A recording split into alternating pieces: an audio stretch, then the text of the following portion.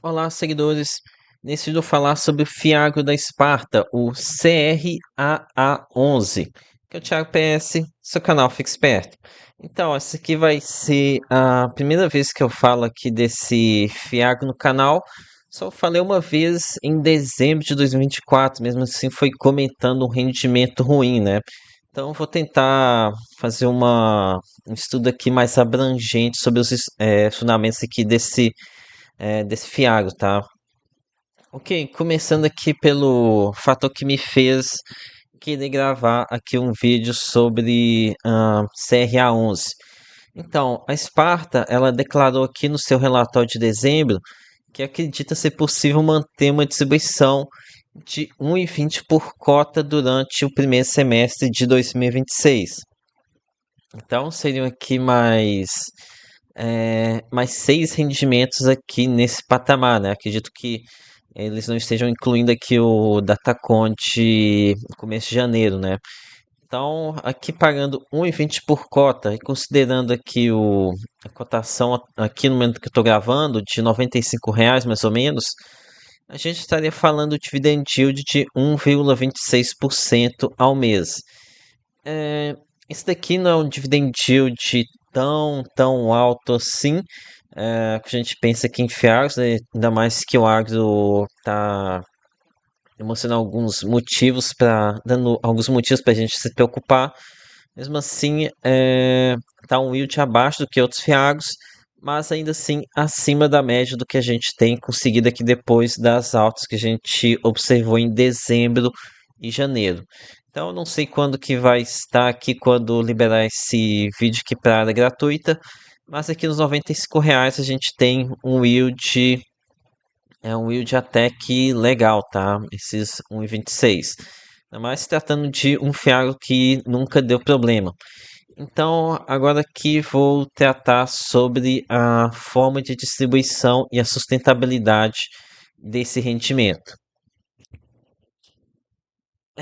Então, aqui eles falam que no mês de dezembro teve uma geração de 1,20, então até que foi uma distribuição sustentável, né, sem estar consumindo muita reserva.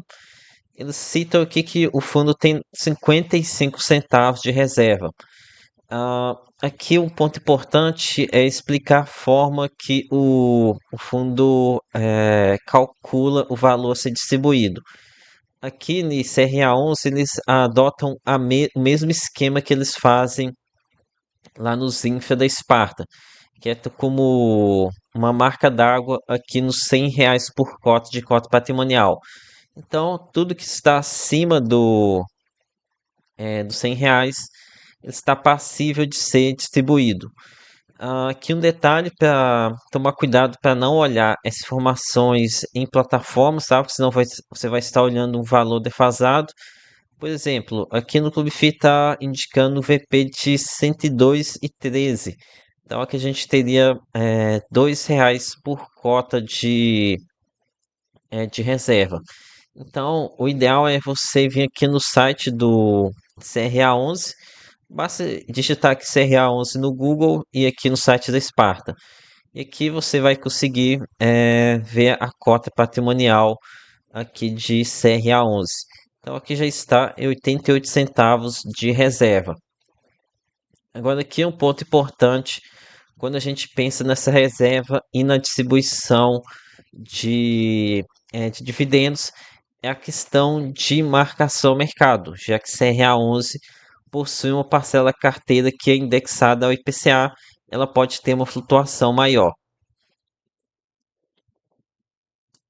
Então, isso aqui a gente pode observar aqui aqui nessa DRE, ou como eles preferem chamar, de atribuição de performance. No caso, essa marcação ao mercado seria essa segunda linha aqui, né, de marcação ao mercado dos ativos indexados ao IPCA. Então, aqui em 12 meses tivemos uma queda de 0,6%.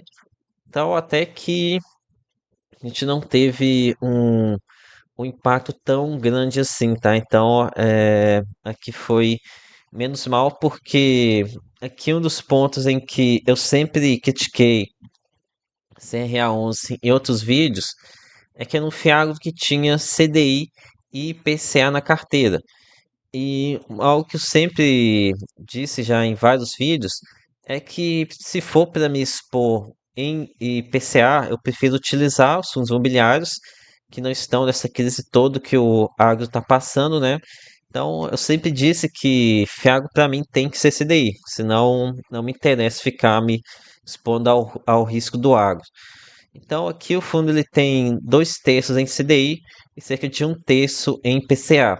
Então, eu sempre pensei que esse 1 terço PCA poderia acabar sendo atrapalhando o fundo, né? Muito por conta dessa volatilidade do IPCA. Por exemplo, a gente passou por um IPCA mais fraco aqui no segundo semestre de 2025. Tem essa questão da marcação ao mercado, que pode acabar gerando prejuízo contábil, né? E atrapalhar os rendimentos.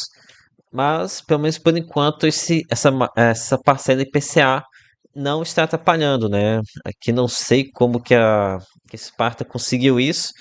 Inclusive, quando a gente tiver uma queda das taxas de juros, esse PCA pode até mesmo contribuir, né? Enfim, a Sparta realmente é uma gestora bem diferenciada. Até me surpreende que o fundo esteja conseguindo manter esse patamar de submissão tão elevado, mesmo com mesmo com o IPCA abaixo que durante tanto tempo que a gente observou aqui nos últimos meses, né? Ah, ok, então tem esse ponto aqui do IPCA, né, que pensei que iria impactar o fundo, mas realmente não impactou, então positivo.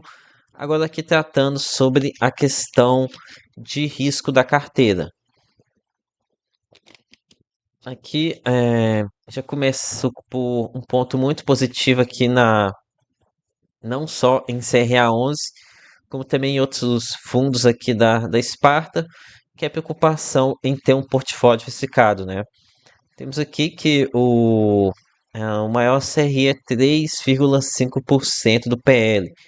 Acho que aqui eles até colocam com um gráfico por devedor, né? Ou não, tô viajando. Ah, não, tá aqui, ó. Tem um gráfico por grupo de risco. Então aqui fica melhor de visualizar. Pode ter algum CRA aqui repetido, né? Então aqui a gente tem São Salvador com 4,6% no PL. Ainda assim, uma boa diversificação entre os devedores.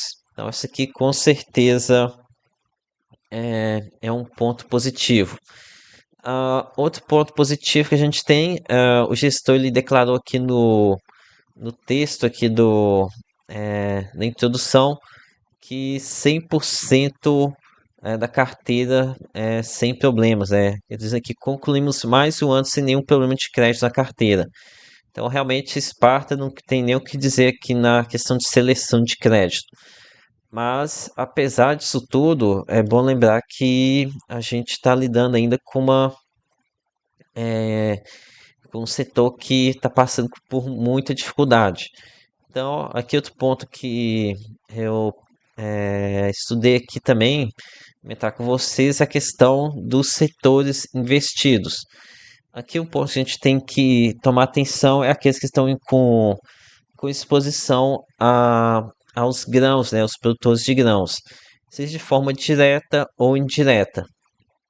Aqui de forma direta, a produtor rural de grãos, a gente tem aqui 3,8% e de forma indireta, que pelo menos que eu consegui identificar, seria aqui cooperativa de insumos, que seria 15,3% por cento aqui de CRA11, mais esse segmento aqui de sementeira com 4%. Então, esses que são os 3 segmentos que me causam um pouco mais de atenção, tá?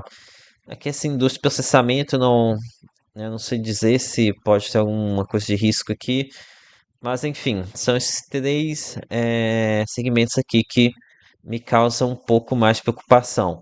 Então, aqui é importante ter em mente que uma eventual inadimplência pode ter algum impacto contábil aqui na precificação dos CRAs, e se isso acontece, pode vir a ter até acontecer como já aconteceu com o Ruda 11 no passado, né? Ficar sem distribuir rendimentos, ainda mais que a reserva não é tão elevada assim.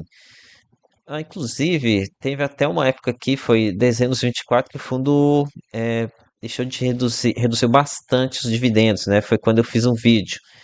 Foi aqui, ó, no final de 2000, em dezembro de 24, o Datacone janeiro do ano passado, né?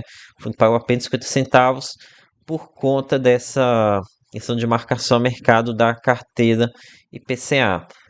Mas enfim, são dois riscos aqui que vocês têm que ter em mente. Pode ter uma marcação a mercado mais forte da carteira IPCA, ou então uma inadimplência que pode fazer com que o fundo tenha que reduzir consideravelmente o rendimento ou até mesmo ficar sem distribuir.